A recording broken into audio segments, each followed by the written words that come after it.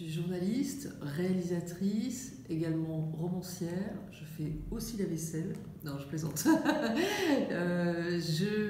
Mon métier de base, c'est le journalisme. Et j'essaie de toucher différents univers pour faire passer mes messages. Donc la réalisation, c'est 52 minutes autour des sujets qui me touchent. Et les livres, ça permet d'aller plus loin. Quel était l'élément déclencheur ou les éléments déclencheurs qui vous ont emmené dans cet univers? Alors, au départ, pour moi, tout va bien. Et puis un jour, sur le plan familial, professionnel, même au niveau de la santé, tout s'écroule. Et je ne sais plus quoi faire. C'est la descente au fond du trou.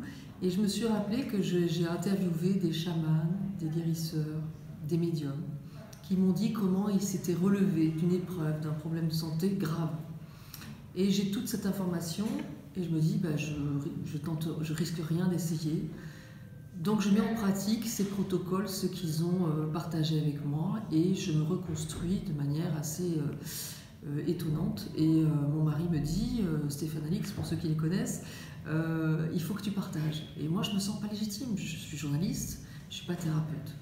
Et là, bizarrement, la vie vient me chercher avec des gens que je connais, des gens que je ne connais pas, qui me disent « Est-ce que tu peux m'aider? J'ai tel problème, etc. » Et je partage ces techniques avec eux sans parfois les voir au téléphone et ça match.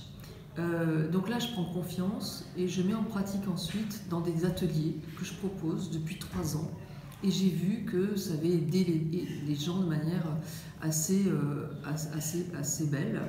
Et c'est pour ça que du coup je me suis dit il est temps de tout partager. Il y a 22 protocoles, alors se libérer des blocages, se libérer de ses peurs. Donc c'est le moyen de se libérer justement de ces fardeaux émotionnels qui ne nous appartiennent pas. Mais je donne aussi des techniques pour enlever les brûlures. Voilà, je donne vraiment tout ce qui peut être partagé pour aider les personnes qui en ont besoin.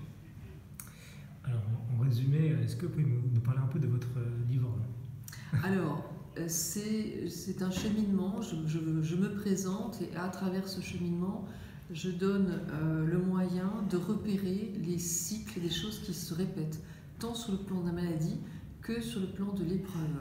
Et de voir les choses qui reviennent et comment, en fait, derrière, il y a un message, on va dire, de ce que Jung appelle la conscience cosmique, c'est-à-dire l'univers, qui finalement veut attirer notre attention sur un message qu'on doit comprendre.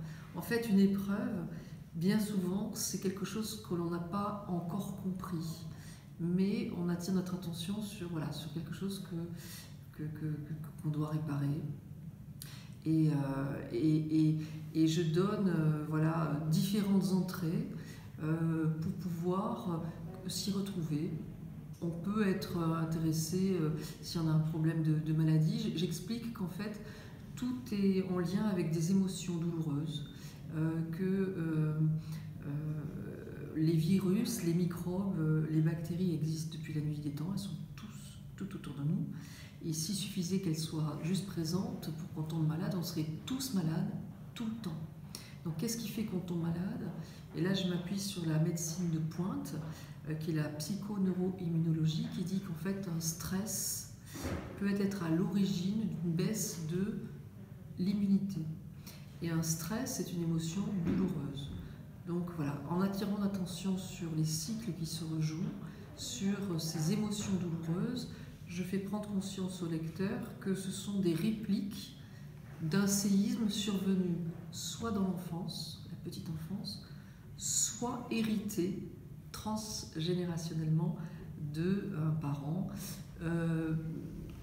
Parfois, j'explique quel est votre deuxième prénom, quel est votre prénom, qui est-ce qui portait ce prénom dans votre famille, et regardez s'il n'y a pas des choses qui se rejouent sur le plan familial, sur le plan sentimental, sur le plan professionnel. Un oncle qui a fait faillite et on a des problèmes, par exemple, avoir des résultats sur le plan financier. On a hérité de son épreuve. Une mère qui a élevé seule 5 enfants et on a des soucis pour avoir nous-mêmes un enfant. On a hérité de cette blessure. Donc il y a un moyen, c'est le protocole 7, qui permet de se libérer de ces fardeaux émotionnels qui ne nous appartiennent pas. Natacha, est-ce que vous avez un message pour celles et ceux qui veulent réaliser leurs rêves? Alors, c'est à votre portée. C'est important d'enlever nos blocages parce que très souvent c'est lié à des culpabilités, à des peurs. Il y a un protocole aussi autour de la culpabilité, comment l'enlever. Tout est possible. Je dirais, je vais citer Paul-Émile Victor qui disait « Un aventurier est un homme qui prend ses rêves au sérieux ».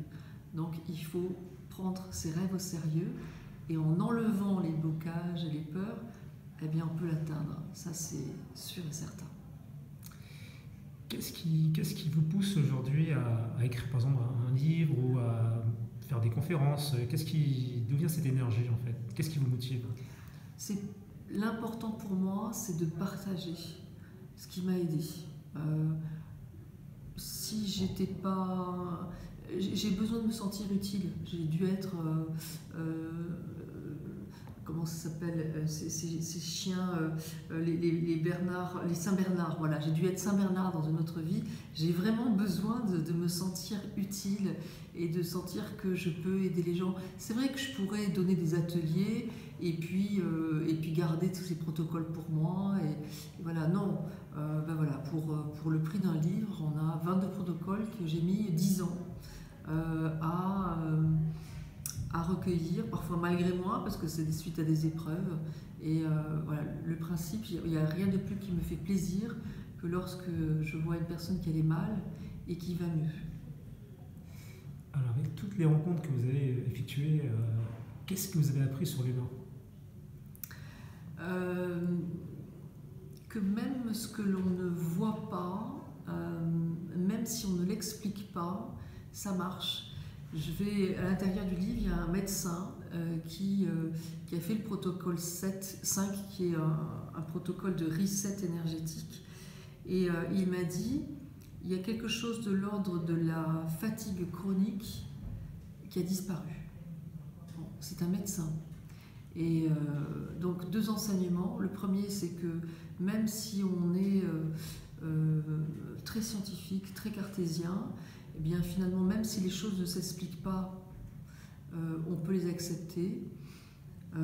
Moi, honnêtement, il y a beaucoup de choses, je ne sais pas comment ça marche. Mais peu importe. L'important, c'est que ça marche.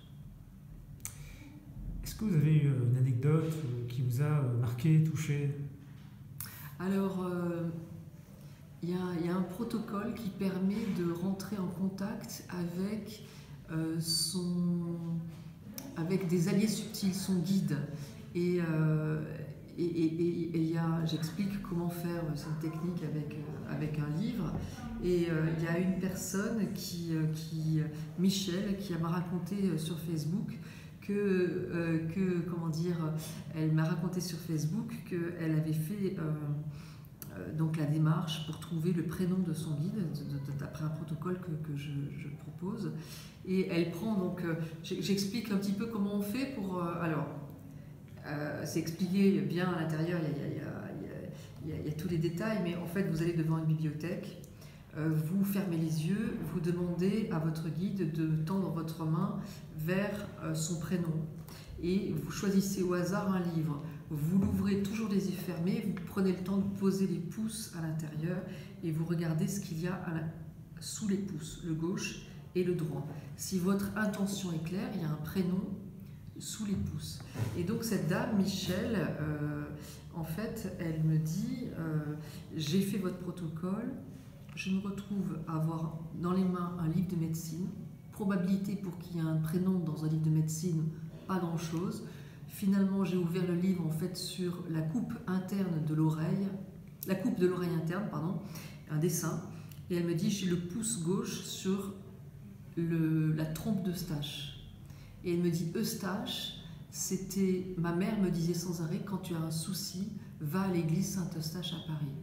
Donc la probabilité pour qu'elle tombe sur un prénom dans un livre de médecine et un prénom qui fasse sens, elle est absolument incroyable. Donc j'invite vraiment vos spectateurs à faire cette technique. Et si jamais vous ne tombez pas sur un prénom, j'explique dans le livre tous les différents cas, comment les interpréter. Voilà. Actuellement, avec toute votre expérience, est-ce que vous avez un projet qui vous tient à cœur, que vous voulez mettre en place?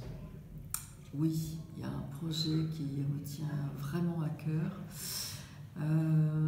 C'est autour de mon précédent livre, Les blessures du silence, qui est un roman autour de la violence psychologique, la manipulation et l'emprise. Et le projet est effectivement qu'un film existe sur ce livre, où je donne aussi des clés pour se libérer de la manipulation. Voilà. Donc ça, c'est un projet qui me tient à cœur et qui est en cours. D'accord. Alors, dernière question, est-ce que vous voulez remercier des personnes qui ont fait de vous ce que vous êtes en tant que de valeur humaine? Oui, et là, je vous remercie vraiment de cette question, parce que ce livre-là, il n'existerait pas sans...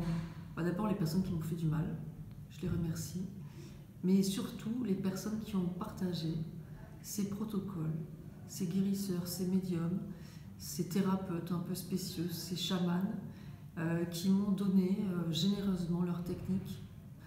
Bon, est-ce que j'en serais sans eux aujourd'hui si je n'avais pas pu les mettre en place? Je ne sais pas. Parce que j'étais vraiment mal, très très mal. Donc merci infiniment à eux, et puis bon, mon éditeur, mon éditrice, Lise Boel, mais surtout voilà, à ces personnes, et puis à toutes les personnes qui ont testé les protocoles, qui sont venues à mes ateliers, qui m'ont donné confiance, et qui m'ont permis de me dire que oui, finalement ça marche, et pas que pour moi. Donc je leur dois beaucoup. Merci. Merci à vous. Et merci à vous. Merci Natacha.